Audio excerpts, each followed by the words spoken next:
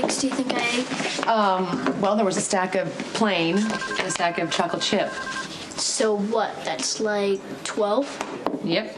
Man, I love coming to the hotel for breakfast. I know you do.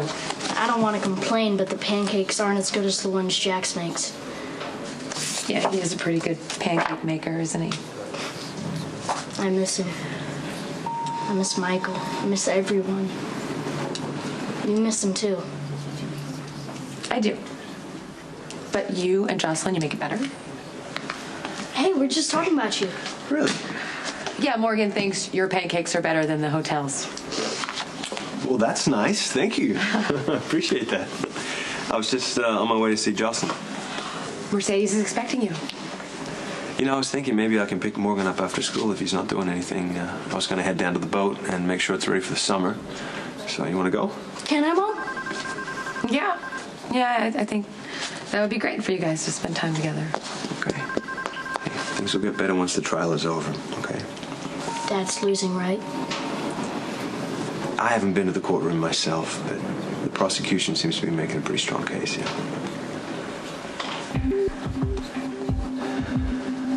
You know, Sonny has a lot of overseas real estate, hotels, safe houses. It's a dozen places Michael would be stashed. That's good.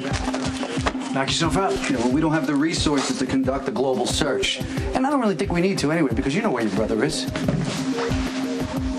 Yeah, I should probably be deeply offended for how many times you've accused me of lying. But the truth is, I haven't seen Michael since he was subpoenaed. And it's irrelevant because his testimony is unnecessary. Well, if that was actually true, then you'd have no problem putting Michael on the stand. See, because he has a story to tell, and I'm actually interested in it, in the name of justice. Yeah, but you know what? This case is laid out exactly the way we planned for it to. We have enough evidence to convict Sonny. We don't need him to testify against his father. Wrong, Detective. I want Michael Corinthos on the stand, and you're going to get him for me. Now it's your turn to get back at me for the way I laid into you last night. You know what? Let me do this. Let's go. No, it's okay. John, I'm used to this. Sonny knows he did wrong, and instead of apologizing, he gets defensive. So They're going to ask you to get on the stand and tell the truth. You think you can remember how to do that after 20 years of lying to me about my son? I got no problem with the truth. You know what? I got nothing left to hide. I got no agenda. You know, believe it or not, Sonny, I don't lie awake at night thinking of ways to punish you. I can vouch for that. My conscience is clear. Okay, if yours isn't, then that's your problem. So Kiefer was the one who'd been beating Christina, not Ethan. And he did it again last night.